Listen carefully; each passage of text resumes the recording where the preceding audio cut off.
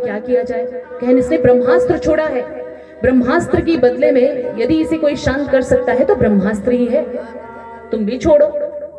ब्रह्मास्त्र अर्जुन ने भी छोड़ा, दोनों आपस में ब्रह्मास्त्र टकराए। भगवान नारायण ने उसको अपनी कृपा शक्ति से शांत किया। तत्पश्चात अश्वत्थामा को बंदी बनाया गया अर्जुन के द्वारा। अर्जुन रस्सी में उसे लपेटे, बांधे और घसीटते हुए द्रौपदी के पास लेकर आए और कहे, यही है वो नीच जिसने हमारे पुत्र को मार दिया है, और इसी ने ऐसा किया है, तो अब बताओ क्या करना है। तो कहीं अभी इनको तो मत मारिए, क्योंकि ये कौन है, हमारे गुरु पुत्र हैं।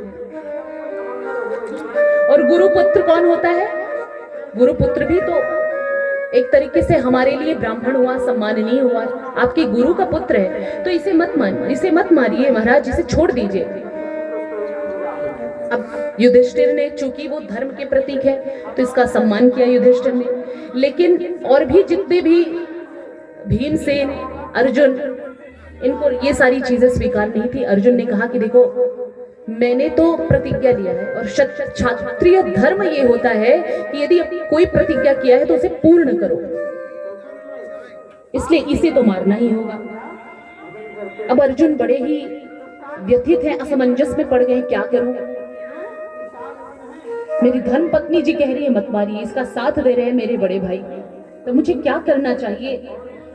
तो भगवान से पूछा, हे भगवान, अब आप ही मेरा मार्गदर्शन करें। जब हमें कुछ सूझता नहीं है, जब हमें कुछ नहीं पता चलता है, किंग कर्तव्य विमूढ़ता आ जाती है हमारे भीतर। कभी कभी ऐसा सिचुएशन आता है लाइफ में, जिंदगी में, कि हमें ये पता नहीं चलता कि हमें क्या करना चाहिए, क्या नहीं करना चाहिए। तो हम किसकी शरण में जाते हैं, भगवान की शरण में जाते हैं। तो भगवान ही हमें रास्ता बताते हैं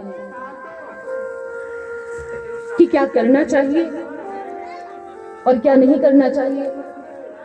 तो भगवान ने बताया कि ब्रह्म बंधुर्न हंतव्य आततायैव धारणः मयैवो भयमान्नातं परिपाह्य अनुशासनम्। हमारे धर्म ग्रंथों में, हमारा ये धर्म ग्रंथ, हमारा शास्त्र कहता है कि ब्राह्मण कितना भी आतत्यायी हो, कितना भी पतित हो, लेकिन उसका वध नहीं करना चाहिए। शारीरिक वध का विधान नहीं है ब्राह्मणों का। और दूसरी बात क्या बताई भगवान ने, कि कोई कितना भी अच्छा हो, लेकिन वो यदि पाप किया है, भले ही वो अच्छा हो, यदि वो पतित आत्मा है, तो उसे मार देना चाहिए। अब अर्जुन को संदेह हो गया, अब वो सोच नहीं पा रहे हैं कि आप दोनों ही चीजें महाराज कह रहे हैं। तो आप ये कह रहे हैं कि ब्राह्मण का वध नहीं करना चाहिए, चाहे वो कितना भी पाप किया हो, और दूसरी जगह आप ये कह रहे हैं कि कोई कितना भी पतित आत्मा, पाप आत्मा हो, उसे मार देना चाहिए। तो मुझे करना क्या चाहिए। तो अर्जुन ने वो बात तुरंत ध्यान में लाया। प्रभु नारायण ने जो गीता में उपदेश दिया था महाभारत के समय, जब अर्जुन किंग कर्तव्य विमूढ़ हो गए थे, सोचने समझने की उनकी क्षमता नष्ट हो गई थी, तो उस समय भगवान नारायण ने उन्हें गीता का उपदेश दिया था और उन्हें संबोधित किया था। अर्जुन वो बात तुरंत ताड़ गए कि माननीय जो पुरुष होते हैं, उनका अपमान ही उनका वध होता है। ब्राह्मणों का यदि अपमान कर दिया जाए तो वही उनका वध हो जाता है। ब्राह्मणों का कहीं भी किसी भी शास्त्र में शारीरिक वध नहीं बताया गया है, बहुत बड़ी ब्रह्म हत्या का पाप लगता है। तो उन्होंने क्या किया, अर्जुन ने मस्तक पर जो मणि थी वो निकाल लिया और उसे धक्के मारकर अपने शिविर से बाहर निकाल दिया कि निकल जाइए आप। तभी से उसने तब ये संकल्प ले लिया था कि मुझे मारना है, मुझे, मेरा ये अपमान किया है इन पांचों पांडवों ने, तो मैं इनके यहाँ ऐसा इनके बीज को भी नष्ट कर दूंगा जो इनके वंश को भी बढ़ाने लायक नहीं रह जाएगा, इनका वंश बढ़ेगा ही नहीं। तो उसने फिर से ब्रह्मास्त्र का संधान किया और ब्रह्मास्त्र का संधान किया। अभिमन्यु की जो पत्नी उत्तरा है, और अभिमन्यु किसके पुत्र हैं, अर्जुन के। तो अभिमन्यु तो मारे गए थे महाभारत के युद्ध में, और उत्तरा जो है पेट से है, अभी गर्भवती है। चूंकि उत्तरा गर्भवती है, इसलिए उत्तरा ने सतीत्व धर्म नहीं निभाया, अग्नि में अपने प्राणों का अंत नहीं किया, क्योंकि उनके गर्भ को जीवित रखना था, उनके लिए वो ज्यादा जरूरी था। तो वो भगवान नारायण के शरण में आई कि प्रभु आप मेरी रक्षा करिए। उन्हें और कोई नहीं दिखाई दिया। पांचों पांडव भी थे, लेकिन वो उनके पास नहीं गई। किसके पास गई थी वो? भगवान नारायण के पास कि हे प्रभु आप मेरी रक्षा करिए, इस ब्रह्मास्त्र से, अश्वत्थामा के भेजे गए ब्रह्मास्त्र से मेरी रक्षा करिए, क्योंकि ये मेरे गर्भ में पल रहे बालक को नष्ट कर देगा और आने वाला जो पांडव का वंश होगा वो बढ़ेगा ही नहीं। तो प्रभु ने छोटा सा आकार धारण किया। प्रभु तो कैसा भी आकार धारण कर सकते हैं। प्रभु निर्जीव रूप भी धारण करते हैं, सजीव रूप भी धारण करते हैं। अंगुष्ठाकार रूप धारण किया और प्रभु उत्तरामा के गर्भ में ही चले गए महाराज। और उत्तरामा के गर्भ में चतुर्भुज रूपधारी भगवान ने उस ब्रह्मास्त्र से उत्तरा के गर्भ की रक्षा किया। बोलिए भक्तवत्सल भगवान की जय। तो धन्य है यह देवी उत्तरा। हमारे पूरे संसार में, पूरी सृष्टि में ऐसी एक माता हुई है जिसके गर्भ में भगवान और भक्त और भगवान दोनों एक साथ विराजमान है। क्योंकि उत्तरा के गर्भ में जो बच्चा पल रहा है, जो बालक, वो भी भगवत स्वरूप है और भगवान तो है ही है। तो ऐसी पहली माता एक उत्तरा ही है जिसके गर्भ में भगवान और भक्त दोनों साथ साथ विराजमान हुए हैं। तो ऐसी मां को भी हमारा कोटि कोटि प्रणाम, कोटि कोटि वंदन। अब हम एक छोटा सा भजन गाएंगे, उसके बाद आगे बढ़ेंगे। प्रभु अपने दर से, प्रभु अपने दर से अब तो न टालो, गिरा जा रहा हूँ, उठा लो प्रभु अपने दर से,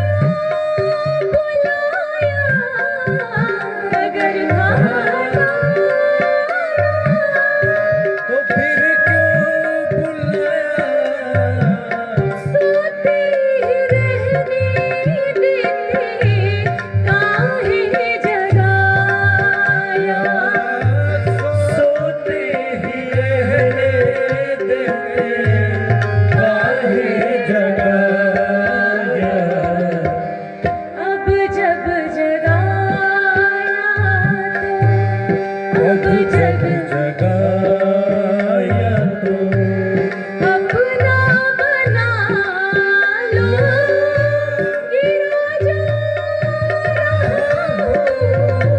उठा लो प्रभु अपने दर से अब तो न टालो कि राजा उठा लो प्रभु अपने दर से अब तो न टालो कि राजा बुला लो प्रभु अपने दर से।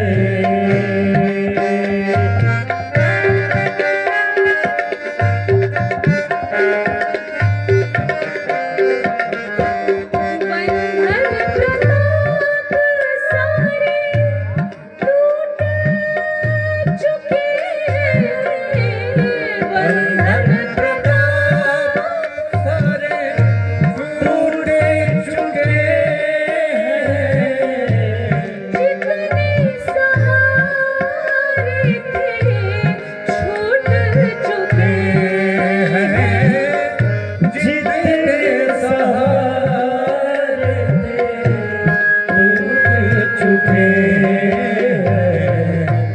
अवसर मिला है अवसर मिला है अपना वादा निभा लो कि राजा उठा लो प्रभु अपने दर से अब तो न टालो कि राजा उठा लो प्रभु अपने दर से प्रभु अपने दर से प्रभु अपने दर से। बोलिए वृंदावन बिहारी लाल की जय। भगवान नारायण ने उत्तरा के गर्भ की रक्षा की। उसके बाद माँ कुंती ने भगवान की स्तुति की और माँ कुंती ने भगवान से एक वर मांगा, सिर्फ एक वर मांगा। वो वर क्या है? वो वर हम और आप कभी नहीं मांगते। हम कभी मांगते हैं कि हे भगवान आप हमें दुख दे दीजिए, मांगते हैं? कभी नहीं मांगते। ऐसा धरती पर कोई जीवात्मा नहीं होगा जिसने कभी भी ये मांगा होगा कि आप हमें दुख दे दें। कुंती ने कहा विपतः सन्तु न शश्वत तत्र जगद्गुरो भवतो दर्शनं यत्स्याद् पुनर्भवदर्शनम्। हे प्रभु, मैं दुख इसलिए मांग रही हूं क्योंकि जब दुख था मेरे पास तभी तो आप थे, और आज मेरा पुत्र धरती का एकमात्र राजा है, सप्तद्वीप वसुंधरा का एक क्षत्र सम्राट बनाया गया है, सब कुछ है मेरे पास, लेकिन आज सब कुछ हो गया है तो आप मुझे छोड़कर जा रहे हैं, इसलिए मुझे दुख चाहिए। अब भगवान ने कहा अरे बुआ जी, संसार में ऐसा कोई प्राणी मैंने इससे पहले नहीं देखा कि किसने दुख मांगा हो और आप दुख मांग रही हैं। वैसे देखिए, मांगा तो है भले कुंती ने दुख, लेकिन क्या भगवान कभी दुख दे सकते हैं? नहीं, दुख है ही नहीं है भगवान के पास। दुख संसार के पास है। संसार में हम सुख खोजते हैं, लेकिन हमें मिलता क्या है? दुख। और जो हमें सुख दे सकता है वास्तव में भगवान, उनसे हम पीछा छुड़ाते हैं, उन्हीं से दूर भागते हैं। भगवान तो आनंद सिंधु सुख राशि है ना, तो भगवान को जिसने प्राप्त कर लिया उसके पास दुख कहां से है? और भगवान ने तो कुंती के पुत्रों को पल पल पल प्रतिपल उनकी रक्षा की है। यदि वो पांडव जीते भी हैं युद्ध में, महाभारत की युद्ध लड़े हैं, जीते हैं, तो किसकी वजह से? भगवान ठाकुर की वजह से, भगवान नारायण की वजह से ही तो जीते हैं। तो भगवान ने तो पल प्रतिपल उनके दुखों की निवृत्ति की है, तो दुख कैसे दे सकते हैं? तो कहन देखिए, आप हमसे दुख मांग रही है माता बुआ, लेकिन हमारे पास दुख नहीं है, हम आपको दुख नहीं दे सकते। कुंती मैया ने बहुत अनुनय विनय किया। कुछ दिनों के लिए भगवान फिर से हस्तिनापुर रुके, उसके पश्चात अपने द्वारिकापुरी प्रस्थान किए। अब राजा परीक्षित का जन्म हुआ। राजा परीक्षित को सत्ता का भार सौंप करके पांचों पांडव यात्रा पर निकल गए, और यात्रा करते करते वो प्रभु के परम पद को प्राप्त हो गए। इधर राजा परीक्षित अब निकल गए। उन्होंने सोचा कि मुझे देखना चाहिए कि मेरे धर्म, मेरे पूर्वजों द्वारा जो साम्राज्य स्थापित हुआ है उसका राज पाठ मेरे हवाले है, तो मुझे ये देखना चाहिए। राजा का एक फर्ज होता है, एक धर्म होता है कि वो अपनी प्रजा को देखे और राज्य कार्यों का संचालन कैसे हो रहा है ये देखे, ये जाने। तो उसके सर्वेक्षण के लिए राजा परीक्षित निकले। तो राजा परीक्षित ने एक बड़ी ही अजीब दृश्य देखा। वो क्या कि एक गौ माता और एक बछड़ा दोनों रो रहे हैं और विलाप कर रहे हैं। गौ मैया रो रही है तो बछड़ा क्या कह रहा है, हे माँ आप रो क्यों रही हैं? कहीं आप इसलिए तो नहीं रो रही हैं कि भगवान स्वधाम गमन कर गए हैं, अथवा आप इसलिए तो नहीं रो रही हैं कि मेरे तीनों चरण जा चुके हैं, मेरे एक ही चरण है। अब ये अटपटा सा जो दृश्य है वो क्या था वास्तव में? राजा परीक्षित तो परम भागवत है, इसलिए वो जान गए कि जो गाय है वो वास्तव में गाय नहीं है, वो धरती मैया है जो कलयुग से इतनी पीड़ित हो गई है। क्योंकि कलयुग में सर्वत्र पाप हो रहा है, हिंसा हो रही है, मदिरापान हो रहा है, सारी चीजें हो रही हैं। तो कलयुग से पीड़ित होकर धरती मैया ने, धरणी मैया ने गाय का रूप धारण कर लिया। और बछड़ा, वो बछड़ा कौन है? वो वृषभ कौन है? वो है धर्म। और धर्म के कितने चरण होते हैं? 4। धर्म के कितने चरण होते हैं? 4।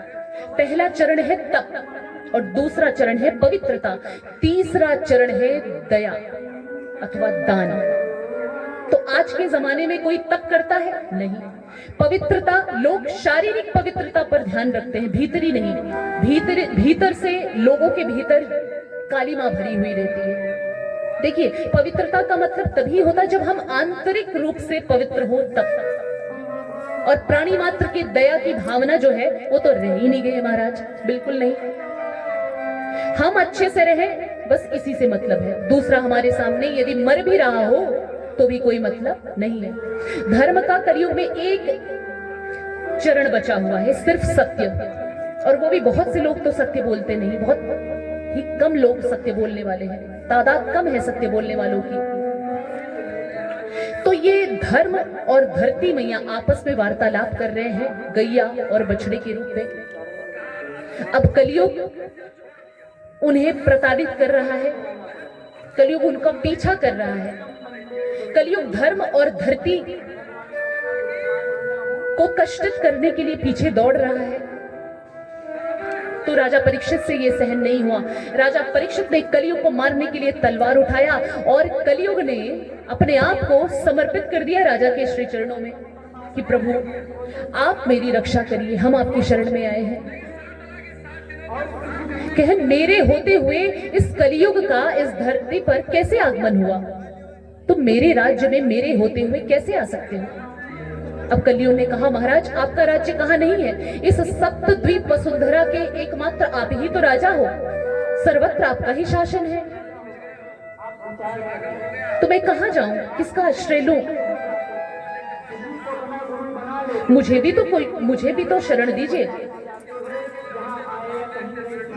तो कहे अच्छा ठीक है मैं दे दूंगा, लेकिन तुम्हारे अंदर विशेषता क्या है जो मैं तुम्हें घर दूं, रहने का स्थान दूं?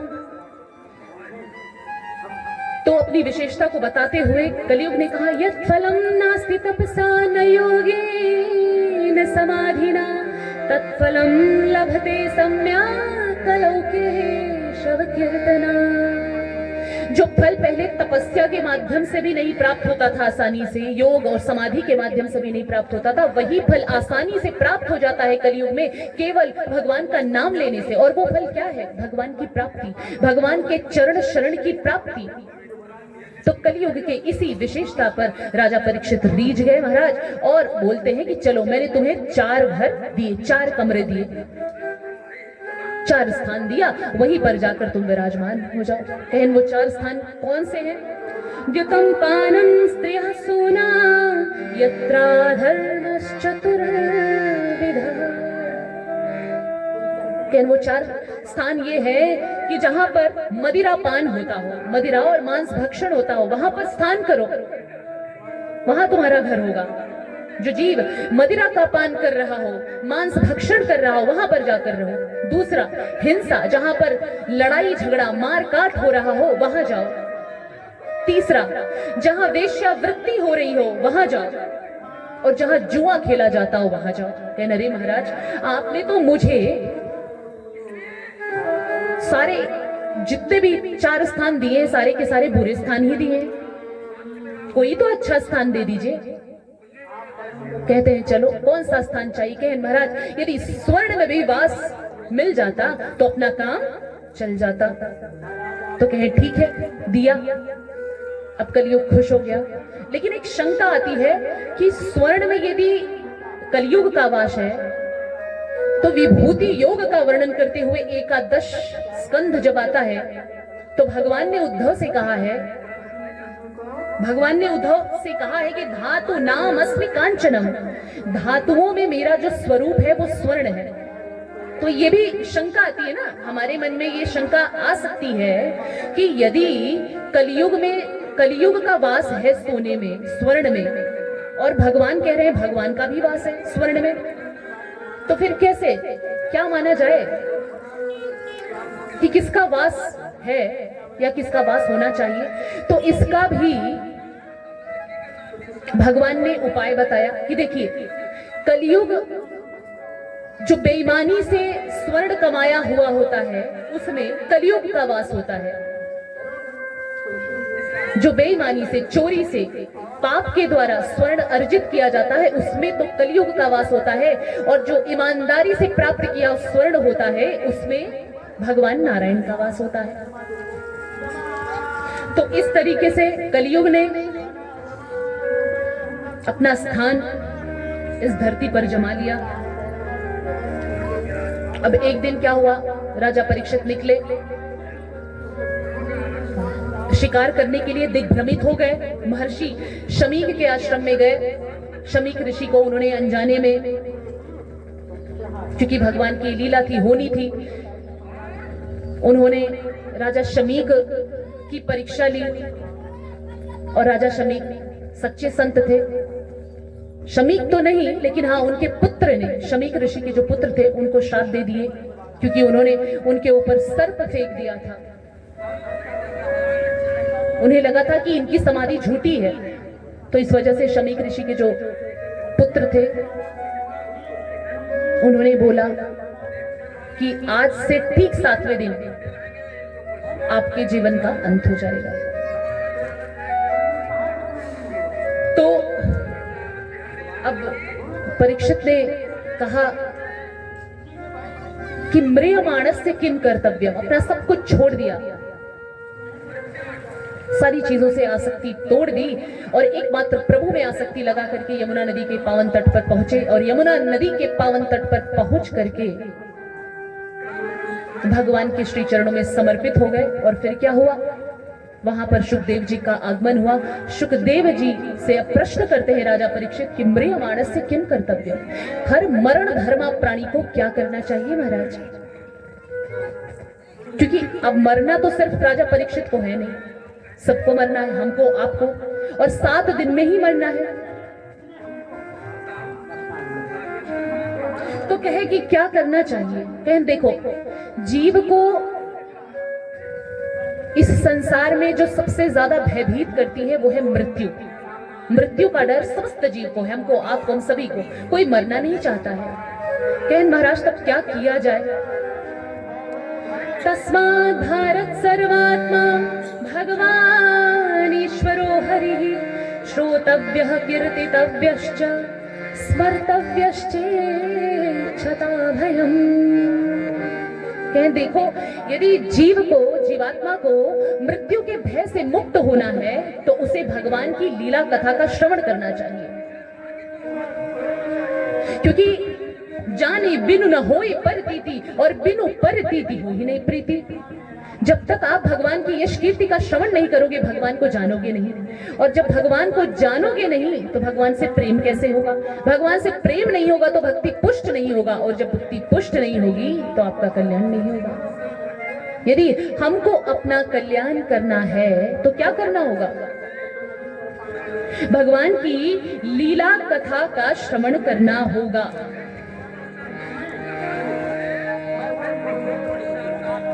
एक और भजन।